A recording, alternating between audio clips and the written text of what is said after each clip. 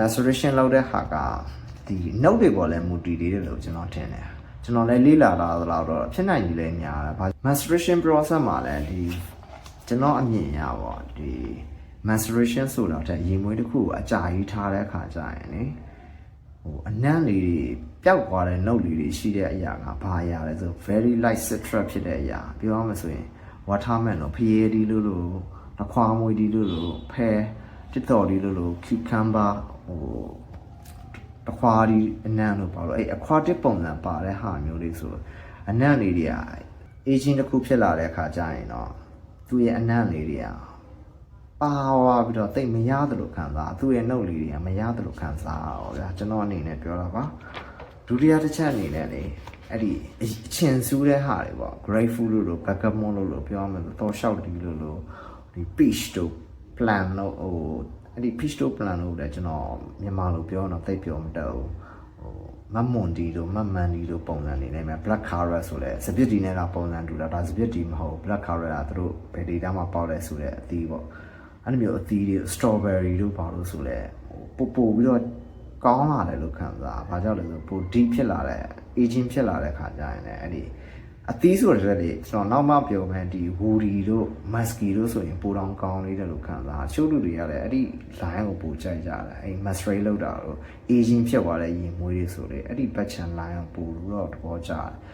အဲ့ဒီ aging ဖြစ်သွားတဲ့ line လေးဆိုကျွန်တော်ပြောပြမယ် cedar တို့ cedar တော့ပေါ့နေတယ်ထင်းရှူတာလားမသိဘူးမြန်မာလိုတော့သိပြောမတတ်ဘူး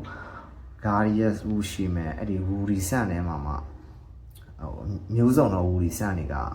aging ဖြစ်လာတဲ့အခါကျရင် masturbate လုပ်တဲ့အခါကျရင်ပို့ပြီးတော့ detail ဖြစ်လာတာလို့ခံစားရတယ်ဒီ patchouli လို့ပုံစံနဲ့ရှိတယ် patchouli ဆိုတော့လည်းဒီ woody ဆန့်တစ်မျိုးပဲ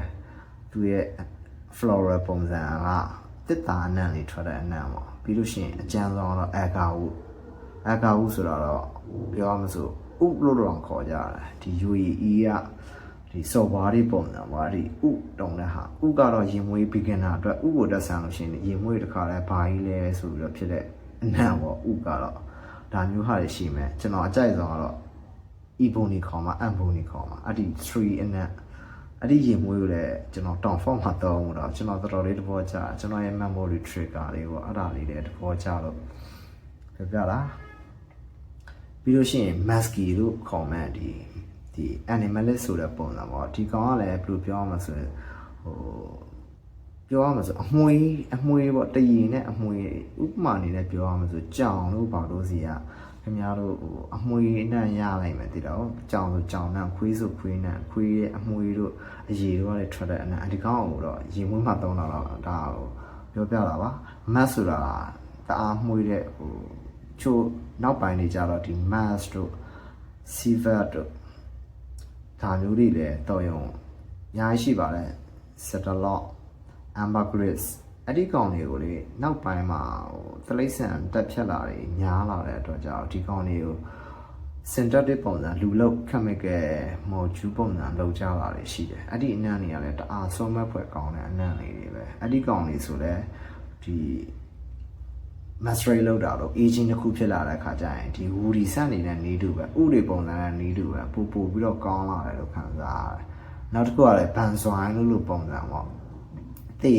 တစ်ပင်ရနဲ့ပေါက်တဲ့အစီအဲ့လိုမျိုး reasoning လို့ခေါ်မှာအဲ့လိုမျိုးကျွန်တော်အတန်တော့မှားမယ်အဲ့ဒီကောင်ကလည်းကျွန်တော်ပြောအောင်ဆိုငယ်တော့ပြောဆိုကလမနှစ်ချီပေါ့ဥမာခင်ဗျားတို့အမြင်ပြောအောင်ဆိုရင်ဒန်ဒရွန်တောင်းမှာပေါက်နေတဲ့အစီပုံစံအဲ့ဒီ reasoning ခေါ်မှာအဲ့ဒီအစီပေါ့ banzoin လို့ reasoning လို့ amber လို့ခေါ်မှာအဲ့လိုမျိုးပုံစံတွေကပို့ပြီးတော့ long lasting ဖြစ်လာတယ်လို့ခံစားရတယ် aging တစ်ခုရလာတယ် masturbation လုပ်တဲ့အခါကျရင်လေဒီ expire လို့ဖြစ်သွားတဲ့ဟာပုံစံပေါ့ expire မဟုတ်ပါဘူးနောက်တစ်ချက်အနေနဲ့ကျွန်တော်ပြောရမှာဆိုလေဒီ main ကလေးတွေအများစုဖြစ်တယ်လို့တော့ထင်တယ်ရေမွေးတွေမှာလည်းအောက်မှာခုနှစ်တွေရှိတယ်ထုတ်တဲ့ date တွေရှိတယ်2018ထုတ်နဲ့2025ထုတ်နဲ့ဆိုရင် main ကလေးတွေဘာရွေးမယ်လို့ခင်ဗျားထင်လဲအဖြေရတော့သိကြတယ်2025တော့ပဲသူတို့ရွေးကြအောင်ဒါပေမဲ့ရေမွေးအကြောင်းသိတဲ့လူတွေတကယ်ကို collector ပုံစံဖြစ်တဲ့ဟာကြတော့ opash ကိုလိုက်ကြတာနော် opash ကမတုံးပြီးတဲ့ဟာလဲ opash ရယူကြရတယ်ဗျ ဒါကလည်းပို့ပြီးတော့လေးလာတဲ့ခါကျရင်ခင်ဗျာပို့သိလိမ့်မယ် maceration လုပ်တဲ့ခါကျရင် citrus note တွေကိုကျွန်တော်ရှင်းရမှာဆိုခုနတော့အနံပြောတဲ့ဟာတွေဆိုရင်ဒီ sparkling ဖြစ်တဲ့ပုံစံပေါ့ဥမာအချိုရင် sparkling တို့ကုတ်တို့ပဲစဉ်းစားကြည့်ဗျာဖောက်ထားတဲ့ခါကျရင်စစတောက်ခြင်းဆိုရင်စူးစူးလေးနဲ့ gas ပါတဲ့ပုံစံပေါ့အဲ့ဒီ juicy ဖြစ်တဲ့ခုနကကျွန်တော်ပြောတဲ့ watermelon တို့ light ဖြစ်တဲ့အရာတွေဆိုရင်လေအဲ့ဒီဟာတွေရော့သွားတယ် juicy ဖြစ်တဲ့ဟာကရော့သွားတယ်ဆိုမှဒီ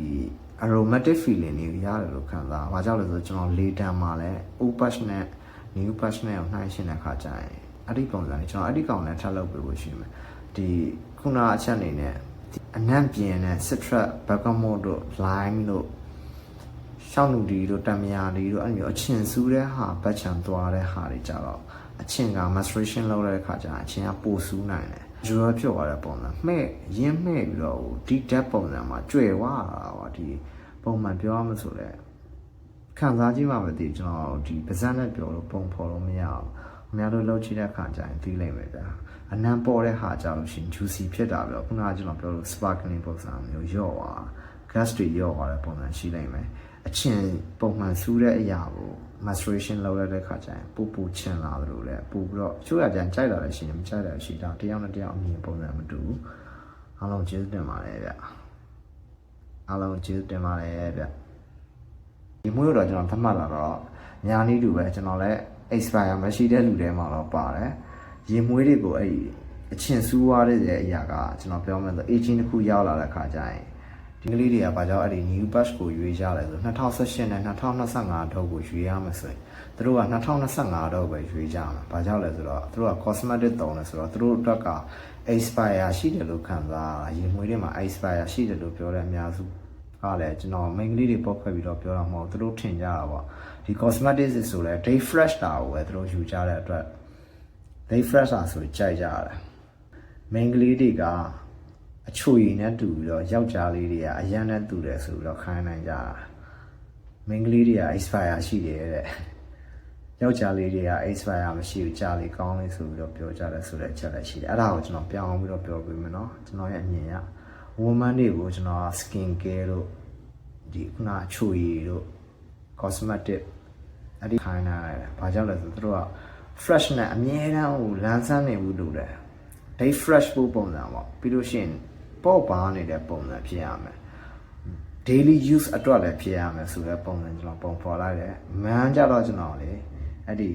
whisky တို့ wine တို့ perfume တို့နဲ့ပုံဖော်လိုက်တယ်ဘာကြောင့်လဲဆိုတော့မန်းတွေက aging မရှိဘူးဒါကျွန်တော်ယောက်ျားလေးမလို့ယောက်ျားဘက်ချမ်းကိုပြောတာလည်းမဟုတ်ဘူးဟိုကြာလေကောင်းလာလေကြာလေ strong ဖြစ်လာလေဆိုတဲ့ပုံစံပေါ့အဲ့ဒီ